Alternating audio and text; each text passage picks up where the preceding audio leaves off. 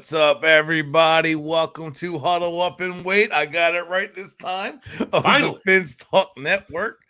I am your host, Bret Legassi. With me, as always, is Dave Stager, and boy, do we have a lot to talk about tonight. 2 weeks, and it feels like it's been 8 weeks already. Dude, I'm telling you, he made the right choice. And joke's on you, I got Brissett playing in the background. Yeah, we got both. I got both, baby. They went for it on 4th and 1. I actually had the Virginia Tech game up somewhere, so Ew. that's way more fun than watching Ew. Brissett. Oh, So God. let's talk Steelers. Steelers, excuse me. Steelers on the mind. Let's talk NFL. Whoa. So we got we'll get to the Steelers though. We got a lot going on in this league. We got so far the first 2 weeks, and the reason I want to bring this up is because the likelihood of teams making the playoffs since the expansion going 0-2, it's been a really low percent chance of making the playoffs, even with an extra team going in.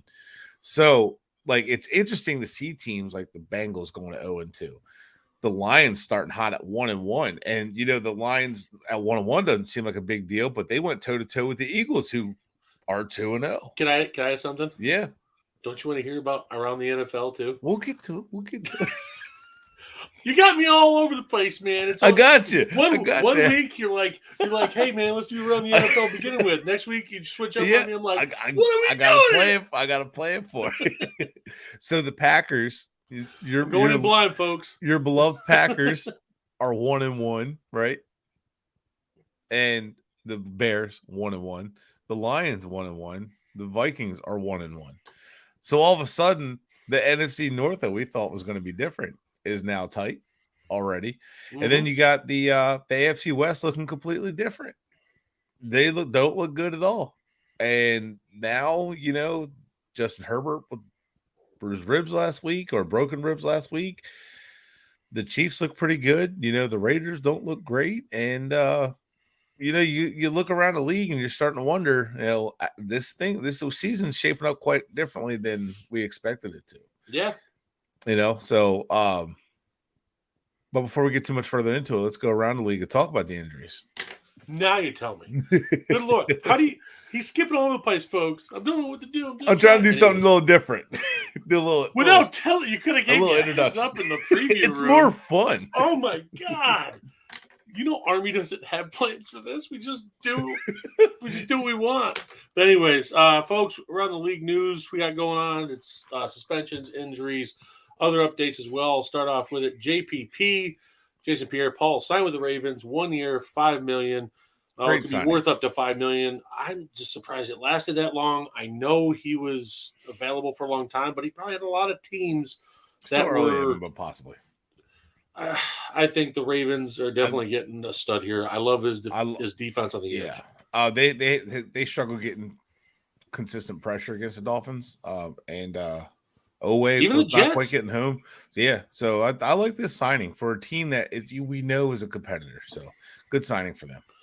And then Cole Beasley joins the Bucs in a depleted wide receiver room. It's like Tom Brady made an emergency phone call and goes, Cole, what you doing this week? Making a new rap album? Oh, no. Okay, cool. Yeah, you're going to join the Bucs. So they're out. Mike Evans suspended.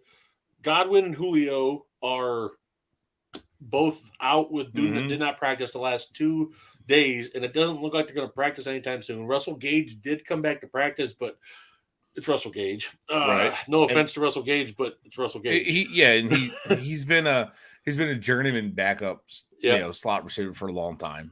No disrespect to the kid, but now Cole Beasley, he's a veteran. He can come in, get the base of the offense, but how quick can he pick it up? He's been out for a while. He's played in a system in Buffalo. He's played in Dallas, but this is a totally new system. That system in Buffalo is, I think, pretty similar to what they do in Tampa. But once you've been in the league a long time, Leftwich is running some stuff we haven't seen before. Well, yeah, but I think the concept-wise and how they would use Beasley, I think Leftwich is such an intelligent guy. I think they'll kind of bring him along as, No, I get it, but I just still – it's that whole – is he going to pick it up fast enough, and is he supposed to – I mean, it's just simple stuff. Is he going to be able to run the out instead of the in when Brady needs him to run that slant? And I think we'll get more into that on one of our games of the week that we'll talk about. But yeah, for sure. Sean Payton would return in 2023 for the right situation if a coaching spot opened up. We all know coaches get fired every year, so we could see Sean Payton back in an NFL uniform. I don't think it's going to be the Dolphins, especially with what's happened recently in Miami with Sean Payton news there in the last year. Well, yeah, but he also mentioned that Mike McDaniel's doing a great job, and he said he doesn't want to. He doesn't feel like that job's going to be open. So, especially they just came back with the game they just had and the way the Dolphins are playing. Yeah, I mean, I know where Sean Payton's going to go. So spill it. Evan, she said Sean Payton is awful in the media. Well, look, Sean Payton's old school. I like Sean Payton. The reason I like him is because he doesn't care. He's not a lipstick one guy. way or another. What you think of him? You put lipstick on a pig, it's still a pig. To him, he's going to call it exactly what it is. He ain't going to sugarcoat anything. Yep. But yes, John, I do believe it's Dallas. His ties to Parcells, his ties to Jerry Jones. Look, he had Kerry Collins. A lot of people don't realize this with the Giants playing at the top of his game. They went to a Super Bowl with him. Sean Payton has had success for a long time. Oh, and that Tony Romo guy that has been like one of the best quarterbacks in Dallas history. Yeah, Sean Payton found him at his old alma mater and convinced Parcells. Like he convinced Parcells to pick him up, and Parcells was not a fan of him, and he won Parcells over and won a spot on the team consistently every year. Speaking of Romo, Mitch is out here throwing like Romo in this game. He is. Oh, how about that catch from did you see that catch from Pickens? I love that kid, man. Shout out to Josh Wingate, Georgia Bulldog, who I did a show with. He's a Georgia fan, but he has a good job. He does a great job of not being biased, and he called George Pickens as probably the best guy, best receiver that would go overlooked. And honestly, he was the receiver nobody was talking about, possibly the best one for this draft. We'll see though. I disagree. One's in Green Bay. His name is Romeo Doubs. Thank you. I mean, he could be a little homerism there, but yes, I'll say it. No, he very well could be. Now, the reason I say Peyton in Dallas too is because if I'm Jerry Jones, I'm getting older. I haven't seen my team win in 20 years. Putting too much salt on his McGriddles. So I'm just saying, if I'm him, I'm going to thank. Sounds bad. I'm going to move on. Here we go. Listen, folks, for Bret to be speechless and care about what he has to say, it's got to be good. Well, it sounds like I'm being a dick to McCarthy, but I'm not. Like, I'm going to thank him for his time. Please be a dick to McCarthy. Thanks, I think he's but overrated. Sean Payton is the guy that's going to carry us somewhere. And if Sean Payton says, yeah, I can do something with Dak, cool. If Sean Payton says, I can't do something with Dak, I need something better, all right, Sean, get your guy. Well, that's the thing, though. I also feel like even though I have bad blood with McCarthy as a Packers fan, like with the way he left Green Bay and everything that went up, I still feel like he has stuff to offer. But he also has an offensive coordinator who is a problem. I don't like Kellen Moore. McCarthy can't run what he wants because Kellen Moore there is a problem. I don't like him. I think he is too young to be a coordinator. Well, that's where I don't care if he played a quarterback. That's where Jerry Jones kind of gets in the way, but that's where I think Sean Payton would be like, hey, listen, you're going to follow what I'm telling you. You're going to do what I tell you. I think he's going to get let go if Sean goes there. Love to get Joe Brady, who's a quarterback coach now of the Bills. I would love Dallas to get Joe Brady and Sean Payton. Joe Brady calling plays. It was such a shit situation in Carolina with Matt Rule, who is doing just a terrible job there. And he has a talented team. Yeah. And he's done terrible. That team's better. So, yeah, Sean Payton, I think throughout the year, we're going to talk about it. Oh, yeah, definitely. We'll get into that a little more on the show, too, if we need to. Kenny Golladay, possible trade candidate to watch out for. Wants to play. He's already voiced he wants to play. But him and the Giants, his coaching staff, and the GM do not like each other. They button heads. Mm-hmm. He wants to be out there. He said he wants to be out there. Keep an eye on him to be moved here in the next week or two, folks. I've gotten some reports that Golladay can be moved. But who's going to want him? I mean, a team that's wide receiver desperate. I've been hearing Giants, if they get a high enough draft pick, that they'll eat half of his salary to be able to move him. And that's almost $8-9 million. Yeah, Tampa Bay. Green Bay. Hey, listen, I know Kenny Galladay has looked rough in the Giants, but I remember watching him torch Green Bay DBs in Detroit for 3 years, and that man did work. I love Galladay's talent. I don't know why his effort isn't there. Something's wrong. I don't get it. I don't know what it is. Like something happened with the Giants and the ownership. Something I don't know what it is. I still blame the Mara family for a lot of the issues they have in the Giants. Even though they got new management, they got new coaching, I just don't like the Mara as owners. I just don't. Moving on, Patriots trade offensive tackle Justin Herron to the Raiders for a 2024 6th-round pick, and they also gave up a 7th-round 2024 pick, so they swapped rounds, added a tackle. I mean, the Raiders, it's like New England Raiders out there in Las Vegas.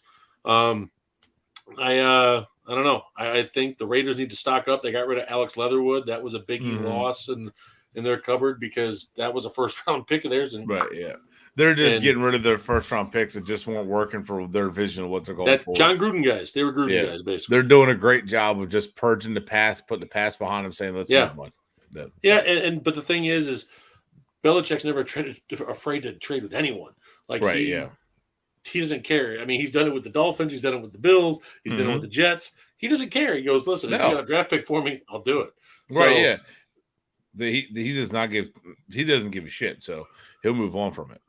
As I said earlier, Mike Evans did get suspended. He appealed it. It was upheld. Bobby Hart, offensive lineman, punched a coaching staff member of the Titans, and he got suspended 1 game. Appealed it. Well, he got upheld.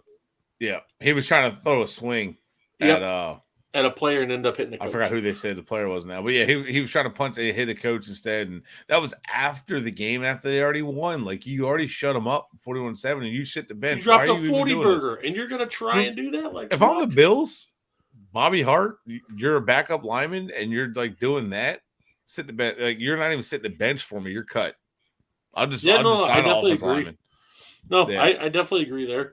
Another suspension, Willie Gay Jr. This is a biggie for the Chiefs defense because this is their leader, their general, their red dot inside linebacker. Willie Gay Jr. suspended 4 games for violating personal conduct policy. That's a big hit. He's their thumper. Yeah. He's their coverage guy. I loved him out of Mississippi State.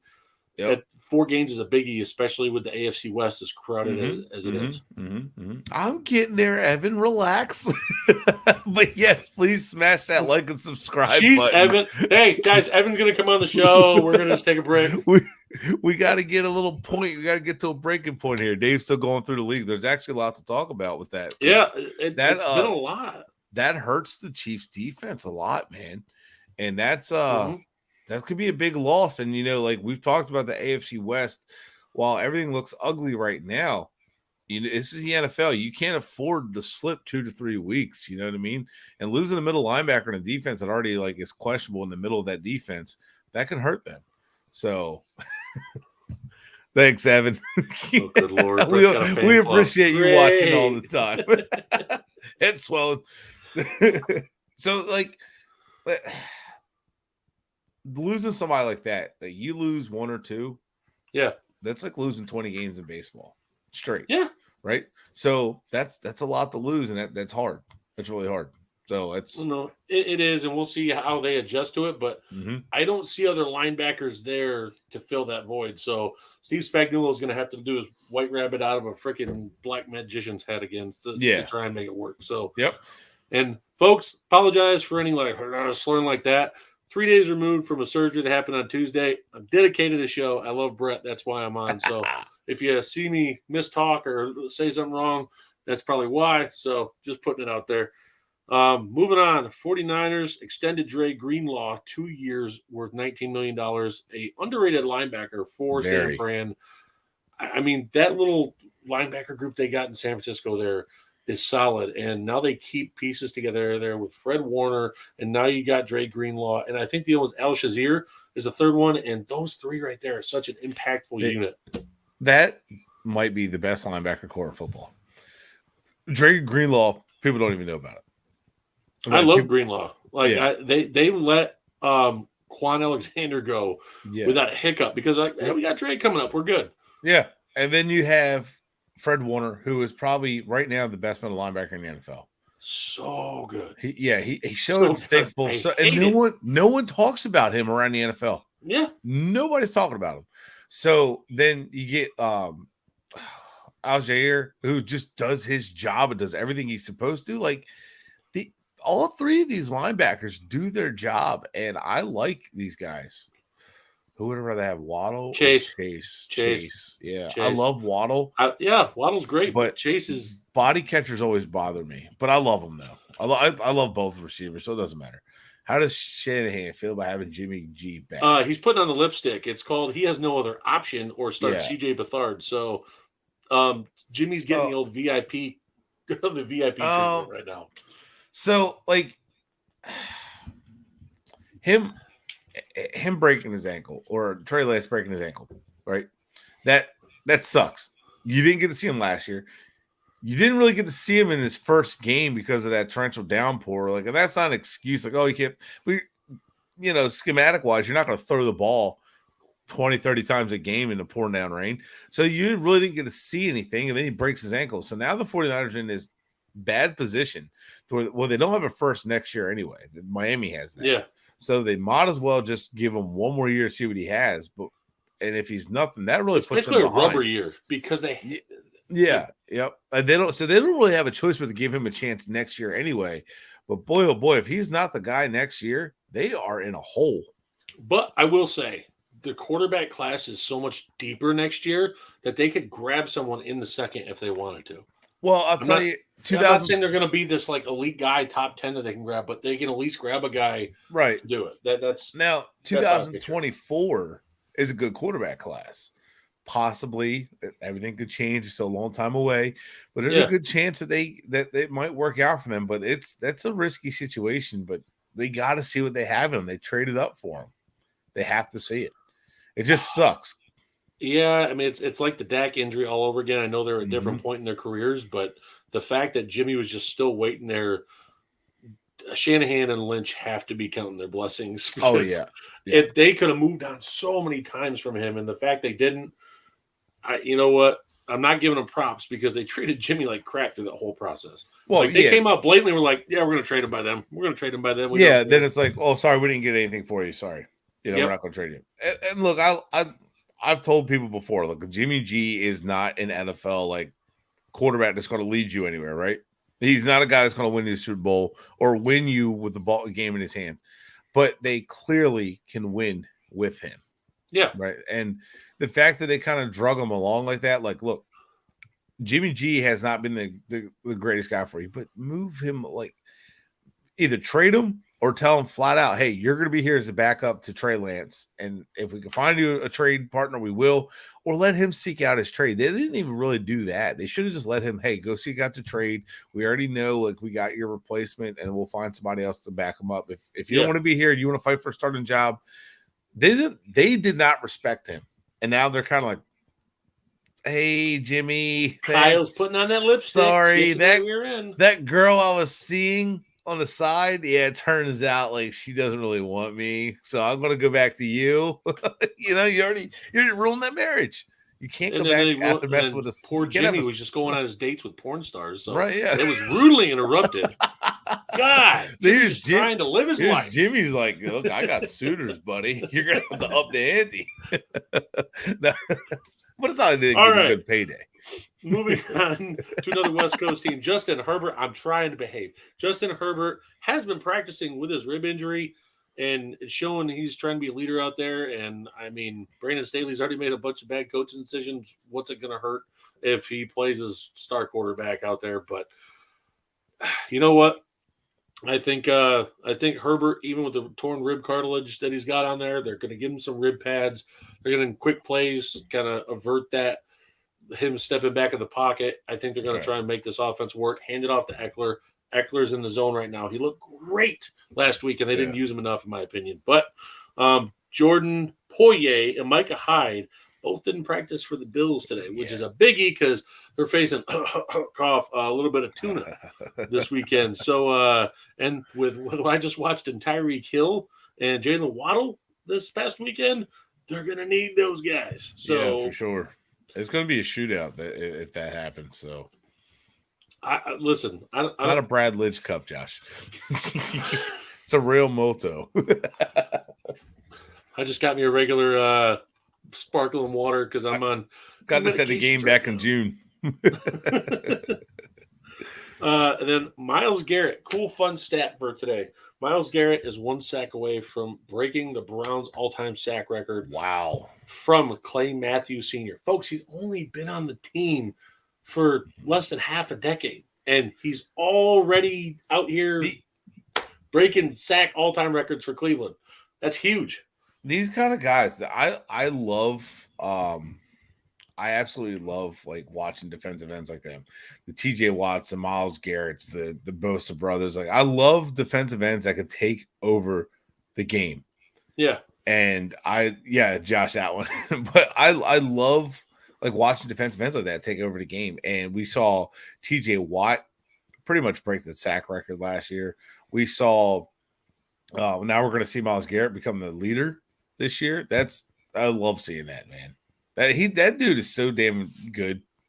Yeah, he's incredible. It just sucks he plays for the well, I feel like his value like went down after the whole helmet swing.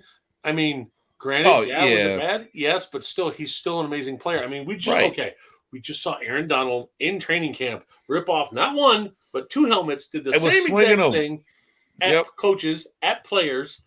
His own coaches, mind you, were his own positional coaches. Right. But yet, Myles Garrett was dragged through the mud on something when he had a guy. He actually tried to walk away, and he had Mason Rudolph coming at him, helmetless, still trying to fight him on. So Myles was like, all right.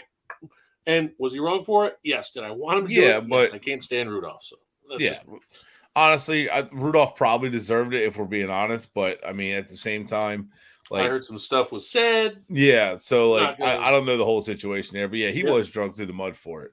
But Aaron Donald does it in training camp. We don't say nothing. NFL's like, no, it's not our territory. Hell, they made it funny. Like, oh, look, he's swinging 2 helmets. Yeah, and then they made a meme out of him with like a Game of Thrones thing where you're standing against the whole army. I'm like, you guys just dragged Garrett a couple years ago for this. What the hell? He actually did. John Bosa did stink. It's one of the reverse things where like the dad's really good, but the son sucks. But in this situation, like the dad wasn't really good and the kids are really good. But it's not like the Matthews where all the kids are good. No, most of the kids. Jake Matthews was bad. Bruce's dad was amazing. Jake Matthews was bad. Yeah. Well, Clay Matthews was a beast. Well, Casey was okay. Yeah, Clay Senior. Yeah, and then so his Casey was a special teams linebacker. Yeah, he was more of a special teams guy, but he embraced it and he was good at it. Yeah, and that's fine. But Jake Matthews, everyone held him up to his dad's standard. That was never going to get close. Bruce was Bruce for a reason. Yeah, Jake Matthews was just average. Oh, of course, he was an Eagle. So Josh is out here like, no, he was bad. He wasn't really good though. He was bad. I mean, he wasn't. He was a good special teamer, but he wasn't. Yeah, he wasn't a good an amazing starter for a regular spot on the defense. There's nothing wrong with that, but it's hard. Josh is the NFL, son. You know what else? Now. You know what else is hard to do though? Keeping your beard neat and clean. So that's why we partnered up with Badass Beard Care, veteran-owned beard club. Has all the products available. Check them out. They sponsor us. We love them. Again, veteran-owned for 2 oils, veterans. waxes, all of it. Everything, all the products you could think of to take care of your beard, keep it flowing, keep it pretty. And hair products on your head, too. They have other stuff just besides beard care, but beard care is their main mantra. Mm-hmm. So check them out, guys. Please, please, please. We are so grateful to have them as a sponsor. So, let's get back into the league. How about we talk about a little bit of ding-ding pretenders or contenders? Yes, sir. That's what I want to talk about. So I wish we got a picture up of just like of right now of Rocky Balboa and Creed going out in the ring. When they go ding ding. You're right, Josh. I don't. It's all gone. Oh my god! It's like a naked mole rat with a beard. I shave it off every week. So we got teams that are like struggling that are 0-2. We got the Broncos, who everybody thought they're going to be good, and I had a feeling before the season, I'm like, I really don't think they're going to be that good, but they're like struggling bad. So you got teams that are coming out swinging at 2-0. The Dolphins are surprising people at 2-0. The Eagles are 2-0. The Chiefs, the Chiefs are 2-0. Then you got the Bengals coming off the Super Bowl with a hangover 0-2. So which of these 0-2 teams, the Titans, are actually going to turn it around? I hate saying who's the best. 2-0. I hate 2-0. you, Alex. Or Bobby, whichever one of you's in the back. I hate either of you do that. That's great. That's good. So we got the Bills, and I think they're probably right now the best team, right? But then you got the Chiefs, probably the best team. You got the Dolphins 2-0. So all the AFC, there's the only 3 left that are undefeated. So I don't think if you're 0-2 in the AFC, because I think it's going to be tight, I don't think it's a big deal. I think it's going to be the NFC where if you start out 0-2, you might get behind. Yeah, I definitely view that as well. NFC, even though the AFC's got more heavyweights up top, the NFC's got more filled out in the middle, I think. And that's where things are going to get murky. You're going to get teams possibly getting in there that shouldn't be in a possible playoff spot down the road because of muddy records. And kind of like anybody from the AFC South, just saying, that's the one division in that whole conference where I just look at it and I'm like, no team from that division should make the playoffs. Let's be honest. I had the Colts winning that division, and obviously, but not anymore. Right. I mean, honestly, they could they still do it? Yeah, sure. No. But you're looking at this, the that Ryan's done, bro. That team, that whole division is not good. Titans 0-2, the Texans 0-1-1, and the Jags, Colts, Jacksonville. Could they do it? Yeah. I mean, that's who I was getting to next. You got 2 teams that are notorious for being not good teams, all of a sudden showing a lot. The Jaguars showed up in week 1 in a loss against Washington. And then they go back, and now they go and win. Dog stomped the Colts. Yeah. It was bad. A division rival just beat the snot. I'm like, is this team for real? Are the Colts that bad? The Colts split with the Texans. Are the Texans a tough team, or are the Colts that bad and the Texans are that bad? I don't know. I can't tell. I didn't really watch that game, but I can't tell if both teams are just bad. And they tied week 1. So I'm going to say I even sound crazy saying this. I like the Texans more than the Colts right now because Lovey's going to have that team fighting. He's got this team that it's scratching for every inch. Yep. And if there's a win this week, it's possibly against the Bears. Right, yeah. It might happen because the Bears have a bottom 5 roster, in my opinion. I don't think the Texans are a team that you can look at and go, oh, yeah, we're going to win that one. I'm not worried about that game. You can't do it in NFL anyway, but the Texans are not a team you just ignore. That's a team that if you're not bringing your A game, right, they're not going to just beat you and just throttle you, but they'll upset you. I think they're going to be a team that might, near the end of the year, if they're out of the playoffs, they're going to play spoiler. They're one of those dangerous teams that are like, oh, we're knocked out of the playoffs. We're going to take you out too. I could see them upsetting the Chiefs at the end of the year or whoever they play and coming up with an upset. Holy hell, that would not surprise me whatsoever. So I'm going to go ahead and say it right now. Titans and Colts are pretenders. The Titans they lost to Daniel Jones in week 1 of all things. Mm-hmm. Not even just they lost to a lost field goal to the wide left. Wasn't even a chance in hell it was made. And look, the Giants are not a bad football team at 2-0, but they're not a great football team. The Titans should be better. Especially when you have Derrick Henry. You have a guy that can literally carry the load for you, and you want to rely on Ryan Tannehill with these different question marks in Inicky or Treylon Burks, who's still a big question mark in that offense, or Robert Woods, who's coming off the ACL. No one knows. I mean, right. I don't know. I just feel that the Titans, now that they're down in the AFC South already, I understand they could come back, but I'm labeling them as pretenders. If the Titans lose this week again, start Malik Willis, week 4. Yeah, just do it. Hey, what do you got to lose? You get down like that, you go 0-3 facing 0-4 in the face. I mean, might as well look at it. And then Indy, another one. I'm labeling as pretenders. Matt Ryan, I tried to give him some of that veteran respect, saying he could kind of kick this up a little bit in his career. And I don't see it. He looks lost. Yeah, and I'll tell you, with Matt Eberflus was a loss, huh? I mean, that the Bears defense actually didn't look bad in either game. It looked Yeah. improved. You know, like you can tell the scheme and the system is working. Talent, we They don't gave know. up 170 yards for the second consecutive week on the ground. Well, all right. They're putting Just saying. I don't think the middle of their defense is strong though, talent wise. Oh, but God, like, no. Losing Eberflus in Indianapolis, the coordinator itself, yes, leaving is that hurt Indianapolis. Like, and Shaq Leonard being out doesn't help anything either. Right? Yeah. I know the defense. Oh, yeah, it's true. But he played week 1, right? A little bit. Yeah. So I don't know.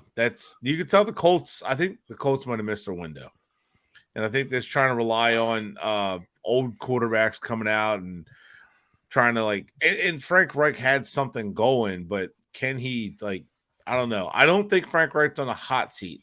However, if they have a losing season this year, that's 2 in a row. Can he do this? You know what I mean? Like, can he is he on the hot right seat? There, Evan just said it on the comments. Breaking for the producers.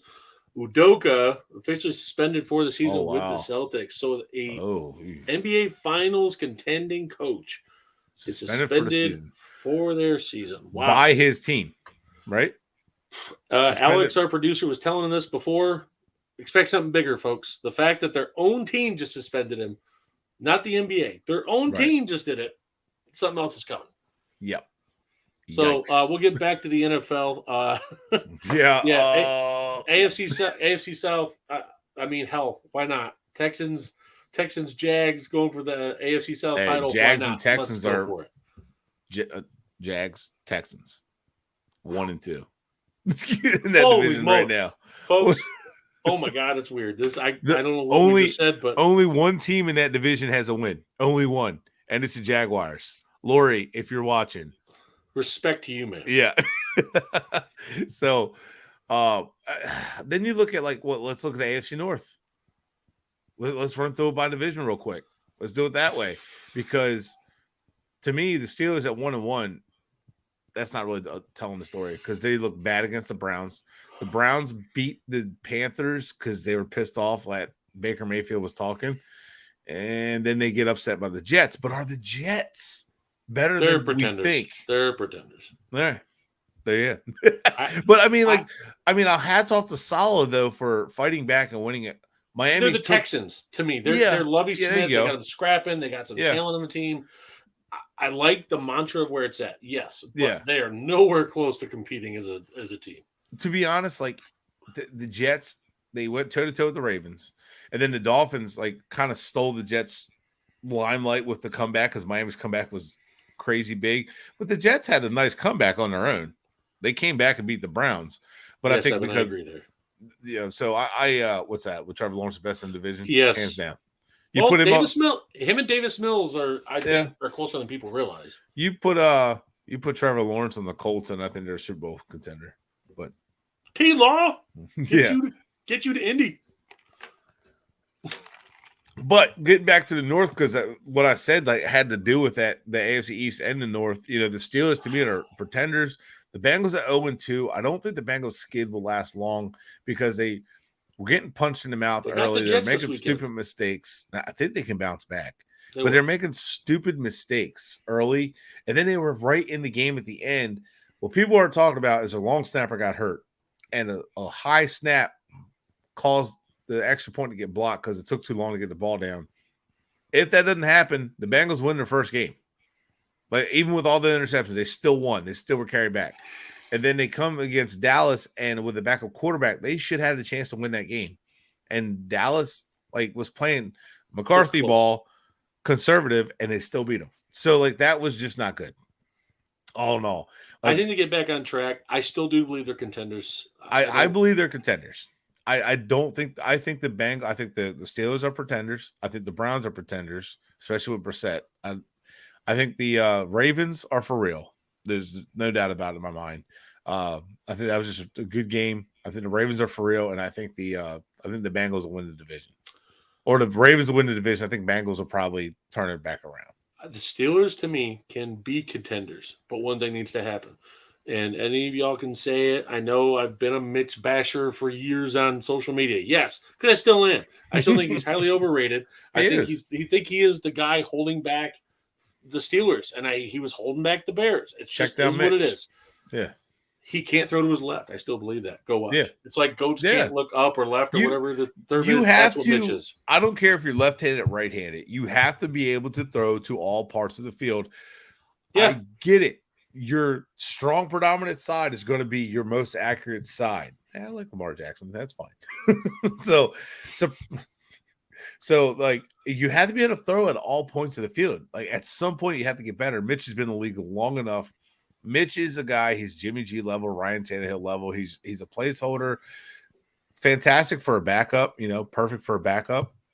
John, thank you for the update. It's 14-13 Pitt at the half. The fact that Cleveland's that close and can control it with the run game and short. Yeah. Even though Brissett's still not a good quarterback, they have Cooper. They have Peoples-Jones. Like they have Njoku. They still have. Yeah. I just feel like what Josh just said. Najee, TJ Watt coming back. Mm-hmm. If you start Pickett, the Steelers are contenders. I think Pickett can change it. But quarterback can hold them back. Now, we've already talked about Tomlin's a good coach, and the defense is going to play. We know that. Defense is going to be tough. They're not going to be a pushover defense. But the run game needs to get going, and their quarterback can't hold them back. And it's going to be just like it is. And even if they get to the highest point that they could play it, it'll be just like San Francisco the past couple of years, where your quarterback will hold you back, but everything else works. So, but I still give Jimmy G the nod over Mitch. No. All day long. Yeah. So, but to me, the Steelers are always going to be a good team. Like when I say the worst they'll do is like 7 and 10 at worst. I just don't see Tomlin having their first losing season. I think they're going to probably be right around like 9-8 or 10-7. Like I don't know. We'll see. Tomlin's not afraid of making the move to he doesn't care what the media says, anything else. He doesn't care. He's just like Sean Payton. Yep. He does not care. Rooney has full faith in this guy to sit there and let him do whatever he wants because he's proven himself. He's never had a losing season. I'm going to tell you guys something right now. Like Mike Tomlin has had a winning career, and that has not been Ben Roethlisberger the entire time. No. Yeah, he took over a good team, and people are like, well, he took over a good team. Of course, he sustained it. Right, and he went to 2 Super Bowls. Did he not? And he's 1-1 in Super Bowls, right? Same thing as Bill Cowher. And Bill Cowher's a great coach. So like he's just a great Yeah, I actually picked the Steelers that game. And then Mike Pouncey got hurt. Shame on me. Shame on me. And then you look at all right, so we look at the South, the East. It's going to hurt some feelings. The Jets and Patriots are pretenders. Patriots are like in a transition. I don't know what they're going to be. They don't have a lot of talent left. They're definitely trying to rebuild their roster without tearing it down. The Jets, I think they're trying. I think they're close to putting something together, but they are really young, and we don't know what Zach Wilson will actually be. I don't have a lot of faith in Zach Wilson. The Dolphins, we'll find out what they are. The Bills are for real. The Bills are legit. We know that. The fact that just beat the defending world champions, dog walked the Titans, who have been a playoff team how many years in a row? Yeah. Like that, as bad as the Titans are this year, that's still a Titans team that Vrabel always has them fighting. Mm-hmm. It's not just like a 10-point loss. It's a 40-point loss. And you know who's the biggest Achilles heel to the Bills or can take them out is themselves. And they started to do that early against the Titans. The Titans had the Titans had probably about 3-4 opportunities in the first half. I'll get in there, Josh. They've had 3 or 4 opportunities in the first half that they just missed. And if they took advantage of that, the game's in a different situation. Yep. And the Bills just were not fazed by it, and McDermott got them to settle down and beat it. And they are such a good team. And that's correct. I think right now they're the best team in football. And the Dolphins at 2-0, they beat the Patriots. That was pretty convincing. They come back to beat the Ravens, who are a contending team. The Ravens were dog walking the shit out of them, and it was just kind of here we go again. Yeah, a playoff team. We know the Ravens are a playoff team. They're just walking the shit out of Miami. Damn, we can't compete with playoff teams once again. And we came back, and the defense held up. They made some changes in secondary, and it held up. And the Dolphins, it's not that they're a pretender. I actually think they're a contender. And I think they're a contender with Mike McDaniel. And I think it's Mike McDaniel that's going to lead them to actually being a playoff team. And the way this AFC is shaping up, I think Mike McDaniel has them playing. And I think when Tua threw that second interception, I think McDaniel stepped in, like, settle down. I'm going to make some adjustments. We're going to make some things different, and we're going to like kind of settle this in. I think Mike McDaniel was in his ear like McVay was with Jared Goff. I think he was in his ear all the way until the mic cut off, just to kind of get Tua to settle down, to get him moving, to get him like building that confidence and all. So I think that kind of coaching is going to go a long way, and I actually do think Miami's a contender. Hey, like that, so, Evan. So I'm going to go ahead and add on the fact that McDaniel is part of a group called QB Collective, and McVay, who you just mentioned, is a part of it. Shanahan's a part of it. LaFleur is a part of it. Arthur Smith, that whole coaching tree is a part of that group, and they go through and groom these college quarterbacks that come up through. And that's why it was so surprising to see Justin Fields not go to the 49ers, because Shanahan and LaFleur helped groom this kid straight from high school and in their QB camps every single year. So that also made me worry about him too, because the guys who knew him but McDaniel didn't want him. The thing is he's very knowledgeable adjusting stuff in game, not in halftime, right? In game. That's why you saw the routes you saw with Waddle, with Hill in that fourth quarter, because he noticed how the Ravens were playing. Yeah, that's how he saw the Ravens were playing their defense. And also it's a shot at Ravens for letting go of Wink Martindale. Oh, yeah. Wink had that defense. Didn't matter who was on it for the roster that week. Right. They played their butts off. McDaniel took McDonald to school, dude. He took him to school. And look, that's not a bad thing, because it was bad. I'm going to tell you, Greg Roman took Josh Boyer to school for 3 quarters. Holy shit. He had some mismatches out there. He put X in the slot with motion on Bateman, and that was a long touchdown. That was beautifully like designed. Like, holy shit. Now, don't sleep on the Ravens, like we said before. No. They're contenders. Bateman and Duvernay is going to be a nasty combo. With Andrews inside. I said it, and I'll say it again. Possible playoff rematch. Ravens Dolphins. Oh, I'm all about it. I'll say it, and I'll say it again. Lamar Jackson is an MVP candidate. He's going to be an MVP candidate. He wants to get paid. Right. And he's going to play. When he's motivated, he's going to play. I love him. So you said AFC East. I agree with you. I think Patriots and Jets are not – I don't think they're going to be contenders. The Patriots offense is a mess right now. Even if they just beat the Steelers last week, it's because Mitch is the quarterback. He held them back. If it was any other quarterback in there like Pickett – I think they could have won that game. But anyways, Mac Jones reached his ceiling. He's well, he did in Alabama. He's already digressed. He's already peaked. I think the AFC East, the Bills best team in the AFC. I think the Dolphins are a contender. Moving on to did we cover everything in the AFC? Yep. We talked about the Chiefs, the AFC West. AFC West. I'm going to say it right now. Yeah. Pretenders, Broncos. I agree with you. They're starting to look very vulnerable. Raiders are the biggest pretender. Ugly. Yeah. People hyped up the Raiders all day long, and I'm sorry, you gave up 2 draft picks for Devontae Adams, paid him all that money to go 0-2. Like, I get it. He had a ton of yards and Josh McDaniels. I still think Josh McDaniels is a heck of a coach. I think he's going to be a great coach. I think he's so attentive to detail. He'll get. It's going to be another year before they get anything kind of in place to get his system put in place, because that still has all of Gruden's fingerprints all over it. Right. Now, next year, you put him and Derek Carr together, then watch out. That could be dangerous next year. We'll see if Carr's still there, but that's just me. That's true. Hey. We'll get to that in another show. NFC real quick. NFC East, I'm going to go ahead and I'm going to say it. Eagles are contenders. I can't say Dallas is a contender right now. Even though Cooper Rush has still had a win with them. Josh is going to hate me for this, but I just don't trust McCarthy. Yes, they made it last year, but I do not trust McCarthy. Love their defense looks good. Love Dan Quinn in that defense. Good. Love it. But okay, question. This is I have brought this up to a ton of my Dallas friends. Even my dad, who's a Dallas Cowboys fan. I'm going to say again on here. What if Cooper Rush goes like 4-1 while Dak's out, or 5-0? Do you go back to Dak? If the offense is working and you let the system roll, This is exactly how Dak got moved over Romo. Romo got injured, but guess what? The offense was winning while Romo came back healthy, and they didn't put him back in. It's also how Romo got over Bledsoe. This is I'm how just Tom Brady. saying. This is how Tom Brady started. Also Bledsoe.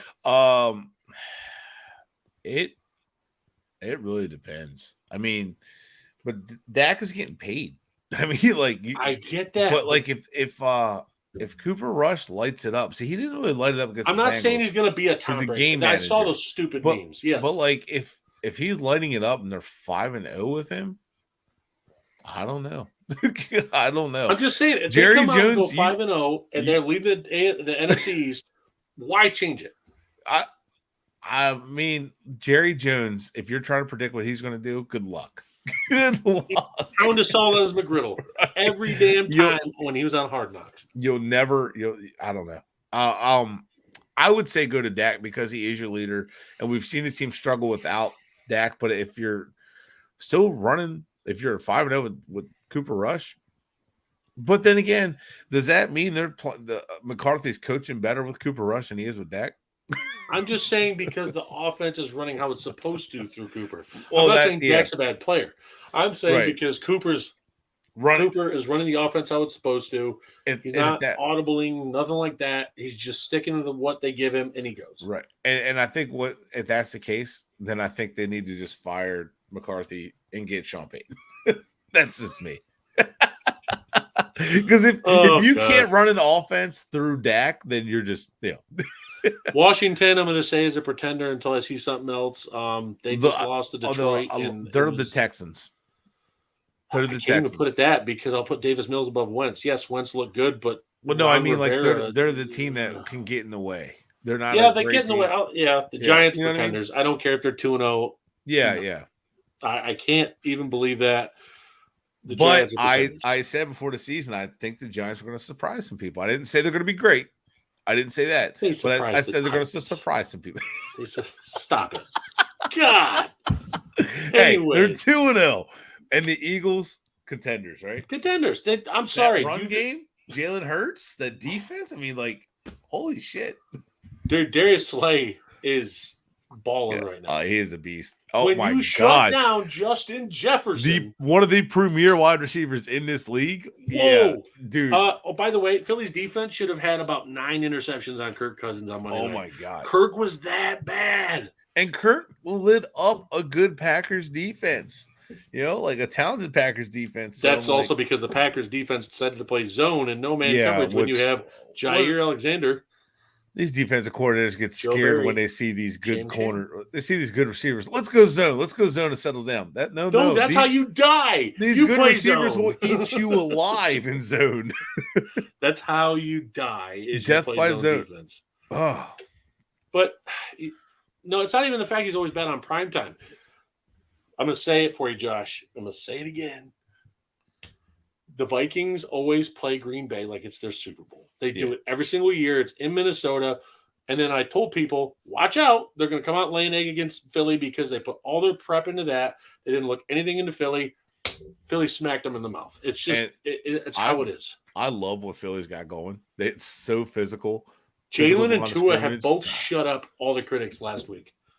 Just enough. I mean, enough. Like, give them the rest of the season. If they struggle the rest of the season, they don't stay consistent. We'll talk about it then. But at this point, thank you for my fantasy, Jalen. Oh, snap! And Lamar Jackson got me 70 points, and I still lost. That just Tua got Evan drafty. Hey, well, hang on now. Tua got Evan 69 points, but he was on his bench. Evan, you didn't even play the quarterback you're a fan of. What the? Okay, anyways. So let's NFC North. Let's talk about your Packers since we're talking Vikings. Vikings, I'm going to go pretenders. I just said it. Yeah. I think they spent their wad on Green Bay. They're going to do it again when they face them in Green Bay for Minnesota when Minnesota comes to town. Yeah, they're going to play them well. And that's it. Like, yeah, Packers are still winning this division. They're still winning this division as long as they have Aaron Rodgers. They're a contender. I don't care. I don't give a shit who's a receiver. They're a contender. Lions, I'm changing it. I'm going to say they're a contender. Yeah. Lions are a contender.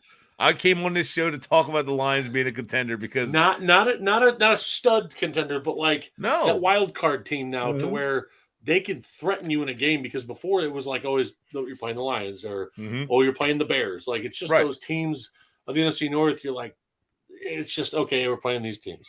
No, and I mean, I get it's sucky to say, but it's how it used to be. Oh, you're playing the Lions? Mark it up for a W, folks. Yeah. Folks. No. I'm on Ross St. Brown, DJ Chark, DeAndre Swift. Oh, my God, man. Jared Goff, like, did you see that offensive, that blocking system they ran? Like it is a 5-1 like, offensive line, and I've told people about that in the offseason. And their offensive coordinator is doing such a great job. Yeah, 7 yards to carry. Dude, you know who leads the league in yards from scrimmage right now? I know. DeAndre Swift. And he's like, I just saw on NFL Network, he's like second in yards per carry or third in yards per carry. Start feeding Jamal Williams. I'd rather have Swift eat all that. Swift is killing it, but they don't want to overload him. But that run game, they're if you stop the run game, you can beat the Lions. But good luck stopping a run game because they're going to punch you right in the mouth. Like that. But the Lions' weakness is still their secondary. That's their problem. Right. Yeah. Yep. Washington climbed back in it because of their secondary. Like they have talent. Aurier and Okuda have shown flashes again, but Tracy Walker, I'm not. Lions fans are high on him. I get it. But I haven't seen it. Show me. And then like Rodrigo looks good as an inside linebacker. Aiden Hutchinson looks good as a pass rusher. I mean, but he had short arms. That's impossible, right? My issue with the Lions is their secondary. Like, then there's no problem with that because Washington has Scary Terry, Dotson, Curtis Samuel, who's made a huge reemergence since he left Carolina, and he was injured for a couple years in Washington. He's proved himself. So there's nothing wrong with that, but it's the whole fact of that you're facing.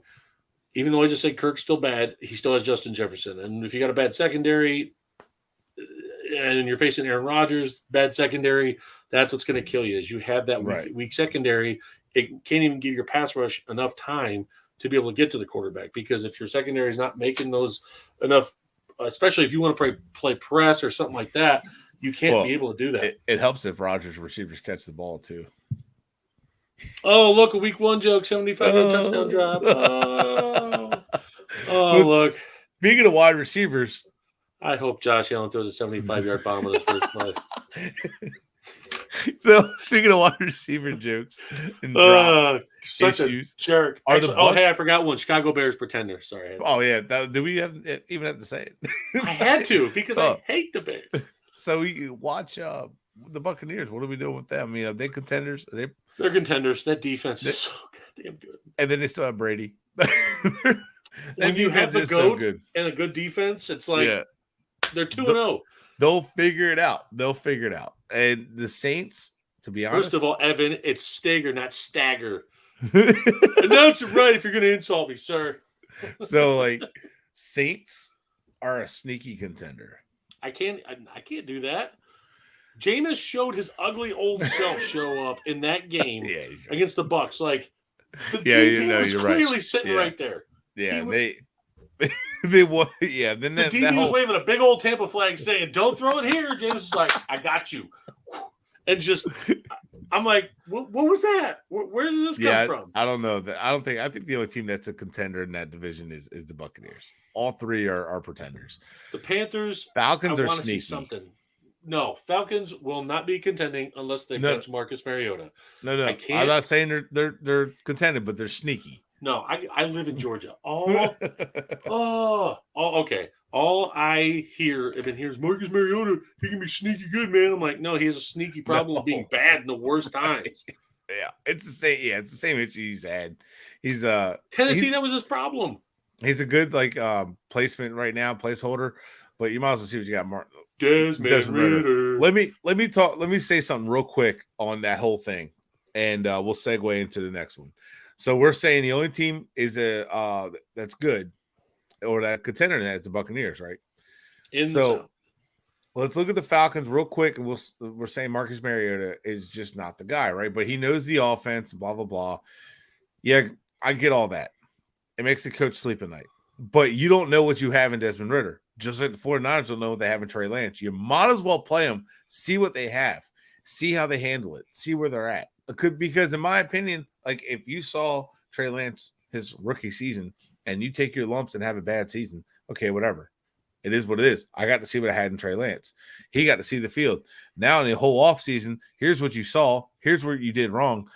Let's go work on that. Go with this quarterback coach. Go learn it. Go figure it out. Go like get better at it. We'll come back. We'll and hit the ground running. Then you know what you got in the second year. If you see no improvement, then you know what you got. Now it just prolongs it. So I hope that Desmond Ridder starts before too long. I think and that goes for the Steelers and everybody else that's sitting the rookie. Desmond Ridder, I was high on him throughout the draft process. And one thing that stuck out with me when I was watching NFL Network, Steve Mariucci was doing his little QB interviews. And I'm not going to go too in depth, but you know how he goes through and tries to confuse young QBs and like he'll add on like family stories and stuff like that on his own. Oh, hey, this guy or that guy worked with. Desmond Ridder came back and reiterated the entire side story, the entire play breakdown, the entire audible, everything back to Mariucci. And Mariucci said, that is only the third quarterback I've ever had that do that coming out since I've done the segment on NFL Network. I think James Winston wasn't the other one. Nope, he was not. He was still in crab legs.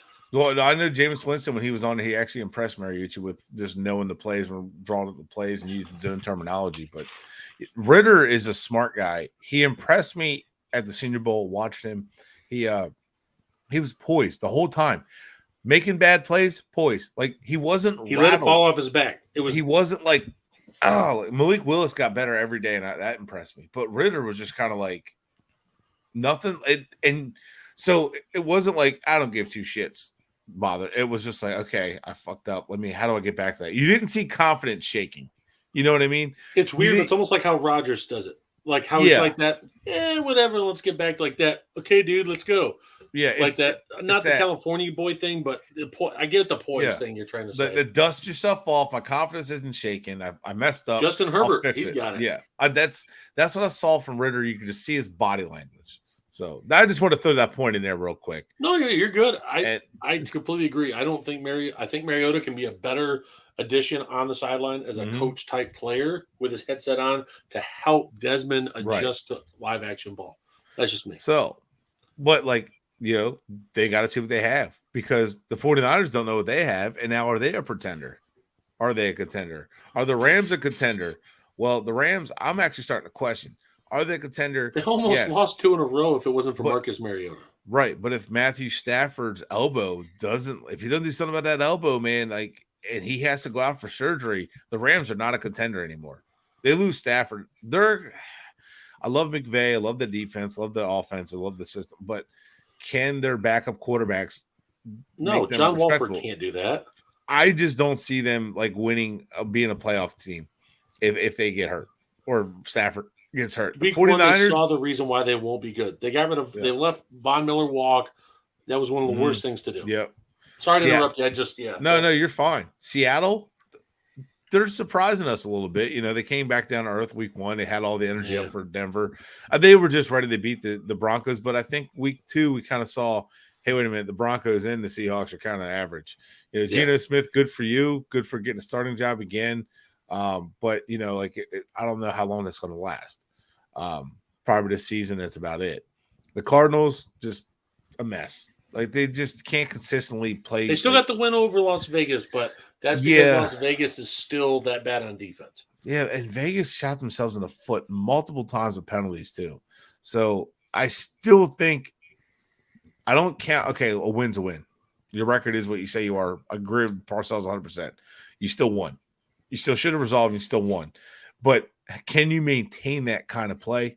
The Cardinals are kind of pulling shit out of their ass to win. So I don't. They can't do that every week, especially in that division. Yeah, I see 2 contenders in that division, but we know that division is tough on each other. I see 2 contenders in that division. I see the Rams, if Stafford stays healthy, and the 49ers because they've been there. They went through the Super Bowl with a depleted roster, and we just talked about they have the best linebacking core in football. Defensive line's good. They can run the ball, and they have the weapons on offense. I think – I agree with you there, but I'll put the 49ers over the Rams. It's only because they're more stable. in my opinion. They're more built around, like you said, the run game. They've got weapons around that Jimmy G can rely on. Jimmy G knows the playbook. Nothing's changed. He knows how to run this offense. He knows the guys.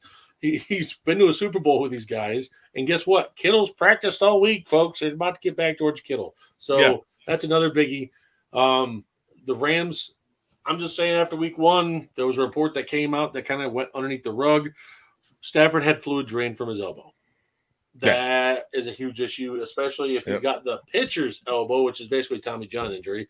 It's just going to get worse and worse. We saw it in the fourth quarter of the Falcons game show up again. Yep.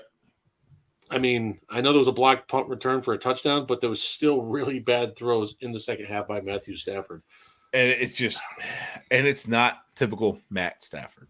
No, it's him playing through injury, and McVay's going to need to, if this keeps going on, and say they go 2-2 or 3-3 or 2-4 in the next how many weeks, do they pull him and have him do surgery? That's just how I'm going to go ahead and say it. So real quick, we don't have time. We got a little long-winded with it, but I actually was really excited to talk about it because it's a lot of craziness happening already. Huh? Just jump into it. So let's do this real quick. Dave, what's your prediction for since you're a Packers fan? What's your game of the week? God. I mean, my game of the week, I'm not even going to be a homer on this. Like, I know Bucks Packers, but there's no weapons there. We're going to see 100 carries out of both offenses. Lazard, Christian Watson, Sammy Watkins was hurt for Green Bay. No wide receivers in Tampa Bay. Yeah. There's just no one. So you're going to see like Leonard Fournette and A.J. Dillon and Aaron Jones go for like 100 apiece. Like they're all going to have like 400 yards total. But my game of the week, it's the Bills and the Dolphins. You just saw the Dolphins come off the mega wins, 6 touchdowns for Tua. Yeah. Bills just steamrolled first 2 weeks. Now they're going to a division rival who looks good in South Beach. That's my game of the week right there, man. That's I agree. And man, the NFL could really use some flex scheduling. So other than the Titans and Cooper Raiders, Rush versus Daniel Jones Monday night. Ooh. So other than the Titans and Raiders, because they play each other, who do you think is the first winless team to get the first win? And which undefeated team? The Bengals? Yeah. They're playing the Jets. I understand the Jets. Listen, Joe Flacco had to dig into his 2013 closet for that type of performance to come back and have that game. But all right. How many times have we seen Flacco play like that in the last 3-4 years? So it hasn't been often. Yeah, the Bengals get their first win. I'm gonna have to agree. I think the Panthers have a chance. I think the Bengals get their first win. The Panthers have a shot, but the Bengals, I just think they're this close, man. They've lost 2 games in a row. You know what? I just changed it on here. Texans get their first win. Oh, Texans get their first. It's possible. It's possible. I just think the Bengals, they've been so close. They've come so close to beating the last 2 games. As easy as this would be to pick the Giants, the winless, the undefeated team that gets their first loss, the Bills. I'm going to go to the Giants on that. I had Cowboys to say, go 3-0. Evan, enjoy your night because I just picked the Bills to lose to the Dolphins. The Dolphins are going to win. Oh, geez. I wasn't even trying to homer, and you're over here like Bills are going to get their first loss. I didn't say they're going to get their ass whooped. You still look at Alex. Look. Yep. Oh my God. Look. Everybody's like, what the hell? No, I think. So I am going to comment on the Packers game real quick. I think whichever defense has more turnovers, they're both talented. Bucks have been really solid for them. That's why they're 2-0. Packers defense only showed up in 1 week, but I'm going to go ahead and still pick my Packers just because of the fact that they have a more solid O-line. That's my issue right now with Tampa Bay. Their defense looks good, but their offensive line, they're down to their third string left tackle. I picked the Packers. I picked them. Yeah, you picked them. You didn't pick them week 1. Look what happened. Oh, yeah, no, I picked the Packers. I think the Packers are going to win. But no, I just think that the interior offensive line and then Donovan Smith might not be able to play. If they're down to the third string left tackle, Preston Smith and Rashawn Gary are the top-rated duo right now and pressure on the QB. So nobody's talking about the Packers defense right now. And the Packers can run the football, and I think it's going to be a problem for the they played man last week. Finally, look what happened. Yeah, so I think the Packers are going to give Tom Brady and his weapons fits because he doesn't really have anybody right now. So I think that's going to be a problem. And I think the run game, both run games are good. So whoever has, are we going to see a tablet get slammed? Who slams their tablet first, Brady or Rodgers? Brady. I think Brady's going to get sacked. They've both done it on the sideline. I think Jair's going to get a pick. No, I think the Packers are going to win, and it's okay to be a homer every now and then. It's fun sometimes. Okay, a little bit of me wants this one bad because Brady has had our number. Yeah, we're 1-3 against Tom Brady and the Bucs. So a little piece of me wants this. A little bit of revenge game for 2020 NFC Championship game. Yeah, I like it. I kind of want it. But also too, just saying it, hot take, David Bakhtiari comes back, and we have Elton Jenkins and Bakhtiari week 3. Oh yeah, I'm both back. So that's even bigger. That's huge. That's really huge. Just and then the Buccaneers are doing the complete opposite. They're losing everybody. So this is a game for the Packers to make a statement and say, we're going to take advantage of your beat-up team, and we're going to win. And it's the type of game where they could come in. I don't care how banged up Tampa is. It's still Tom Brady. It's still a top 5 defense. Yep. It's the type of game LaFleur has been missing on his resume. Yeah. It's the kind of game. It's a signature. It can be a signature win for him. So, yep. Well, that's it for us, guys. We got contenders, pretenders. We'll revisit this conversation because it's early in the season. You know, we're kind of just seeing how we got 18 weeks to talk about. So yeah, I mean, injuries happen, and you never know what's going to happen in the season. Things change, so it's exciting. We already got a lot to talk about. It's already a lot happening in the league. It's been a crazy year already with 2 weeks in, and we got a boring game tonight, but that's okay. You know what? It's 14-13, and the Browns just got the ball back. It's 2nd and 9. I think the Browns can pull it off, man. I picked the Steelers. I picked the Steelers, but I picked the Browns because it's home. Oh, here goes Amari Cooper. Okay, I'm going to say it right now, Josh. Dallas was dumb as shit for getting rid of Amari Cooper. I love you, buddy, but a 5th-round pick. I don't care about the salary. This dude's out here balling with Jacoby Brissett. All right, guys, that's it for us. I can't believe you said someone's balling with Jacoby Brissett.